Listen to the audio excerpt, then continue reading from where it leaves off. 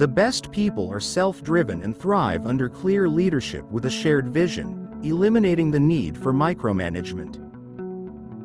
Recruiting great talent, particularly those with passion and cutting-edge knowledge, is crucial.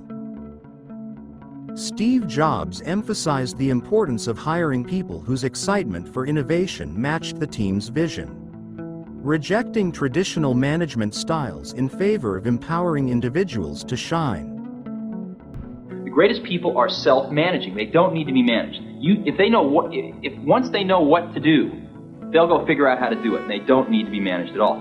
What they need is a common vision, and that's what leadership is. What leadership is having a vision, being able to articulate that so the people around you can understand it, and getting a consensus on a common vision. We wanted people that were insanely great at what they did, but we're not necessarily those seasoned professionals, but who had at the tips of their fingers and in their passion the latest understanding of where technology was and what we could do with that technology, and who wanted to bring that to lots of people. So the neatest thing that happens is when you get a core group of 10 great people, it becomes self-policing as to who they let into that group.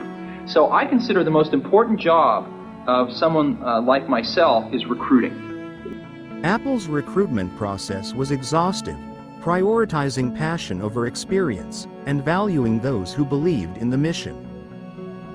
Great managers often emerge from talented contributors, not professional management.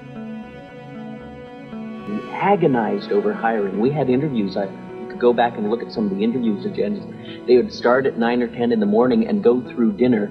A new interviewee would talk to everybody in the building at least once, and maybe a couple times, and then come back for another round of interviews, and then we'd all get together and talk about it. And then before they fill out an application. No, they never filled out. The most critical part of the interview, at least to my mind, was when we finally decided we liked them enough to show them the Macintosh prototype, and then we sat them down in front of it, and if they just kind of were bored or said, this is a nice computer, we didn't want it. We wanted their eyes to light up and them to get really excited, and then we knew they were one of us.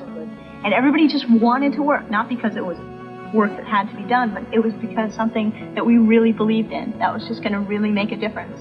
And that's what kept the whole thing going. We all wanted exactly the same thing, and instead of spending our time arguing about what the computer should be, we all knew what the computer should be, and we just went and did it. We went through that stage in Apple where we went out and we thought, oh, we're going to be a big company, let's hire professional management. We went out and hired a bunch of professional management.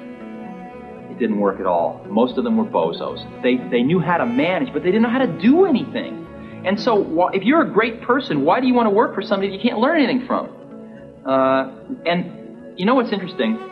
You know who the best managers are?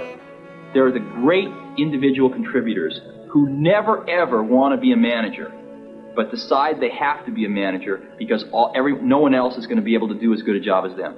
After hiring 2 professional managers from outside the company and firing them both, Jobs gambled on Debbie Coleman, a member of the Macintosh team. 32 years old, an English literature major with an MBA from Stanford. Debbie was a financial manager with no experience in manufacturing. I mean, there's no way in the world anybody else would give me this chance to run this kind of operation. And I don't kid myself about that. This is an incredible high risk, both for myself personally and professionally, and for Apple as a company, to put a person like myself in this job. I mean, they're really betting on a lot of things. We're betting that my skills at organizational effectiveness, override all those, lack of technology, lack of experience, lack of, time in manufacturing. So it's a big risk, and I'm just an example, and every single person on the Mac team, almost to your, entry-level person, you could say that about. This is a place where people were afforded just incredibly unique opportunities to prove that they could write the book again. Inscribed inside the casing of every Macintosh, unseen by the consumer, are the signatures of the whole team. This is Apple's way of affirming that their latest innovation is a product of the individuals who created it, not the corporation. This philosophy created a unique, high-risk, high-reward environment where individuals could redefine the industry. The signature of every team member inside the Macintosh symbolized Apple's commitment to its creators.